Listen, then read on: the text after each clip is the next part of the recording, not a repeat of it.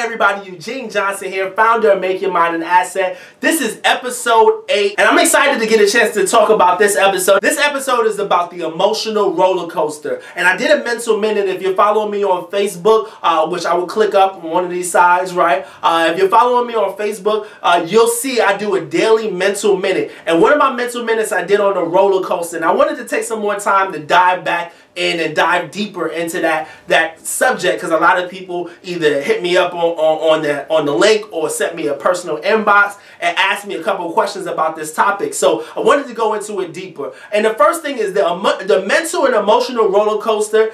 It can literally derail your chances for success. And if you've ever been in a situation where you had success and it's dropped back down, and you had success and it dropped back down, and you had success and you dropped back down, that is due to the mental and emotional roller coaster that you are riding on. And that can happen at any level. You can be at your height and still deal with that mental and emotional roller coaster, right? So how do you deal with this? How do you get past this roller coaster and still make it to success? Because once you master the mental and emotional roller coaster, once you master that roller coaster, you'll be able to maintain success, right? Now, don't get me wrong, you'll still hit plateaus, along the way where you have success and you'll kind of plateau, and then you boost up and have success and kind of plateau. That's going to happen. I mean, you can't stop that. But what you can do is start to master it so you're not declining every time. So you're not on the high, then the low, right? The high is everything is great. I'm super excited. Everything is working out perfectly, right? I just bought a new house and a new car, and my relationships are amazing, and my spiritual life is just on point, and my family, everybody is loving everybody in my family. My physical fitness is working well. I'm on a high. Everything is going amazing.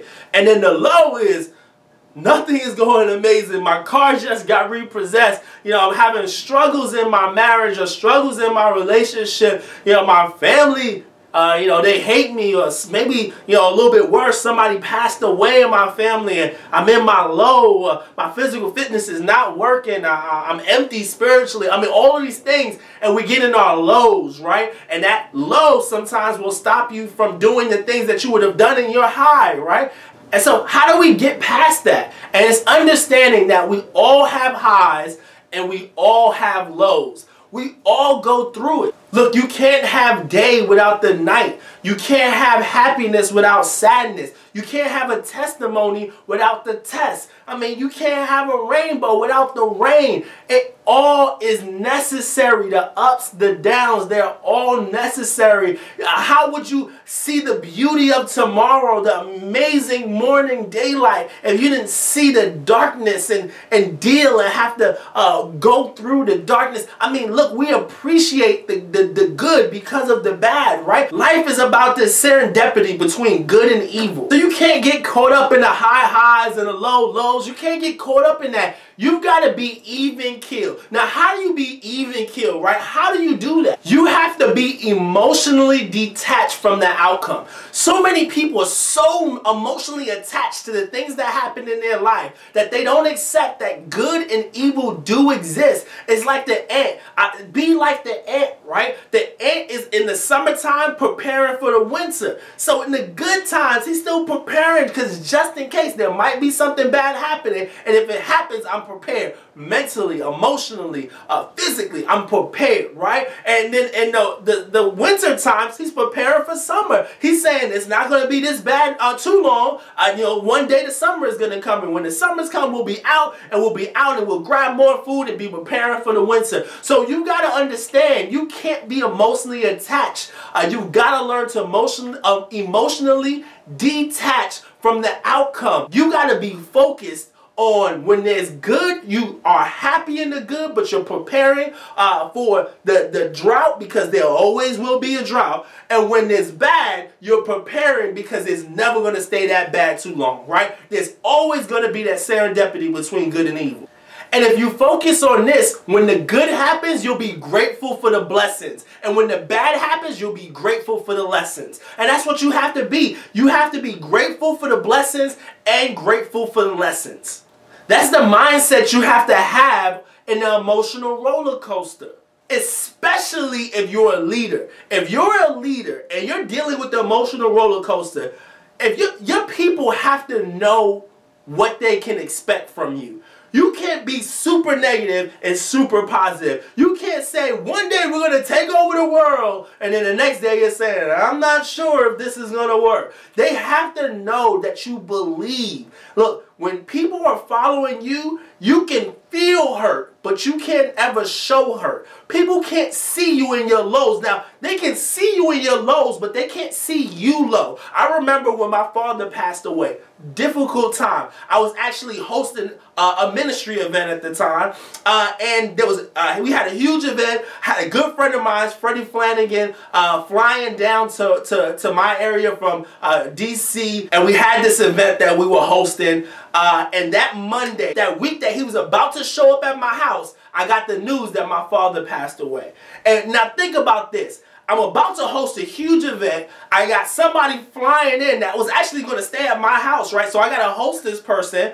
And then I just got the news that my father passed away. I've got to be prepared to not just host them, but host the event, meet the people, greet with the people, shake their hand. We can't cancel the event. So I have to be, even though I'm in the low, even though I'm hurt, I can't show that hurt. I've got to show that we still got it together. This thing is still going to happen. We're still moving forward regardless of the situation. Yes, I'm hurt. Yes, I'm in pain. And yes, maybe I'll get my chance to let my tears out after the event. But until then, for the next couple of days, I've got to be strong. I've got to put my head up. I've got to be even keel. I've got to allow this to strengthen me instead of crush me. So how do you get off the emotional roller coaster? One, you've got to learn to emotionally detach. We talked about that. Detach from the emotion. Know how to stay focused on the right thing. Number two, understanding the cycles of success. There's got to be bad if there's good. There's got to be night if there's day, right?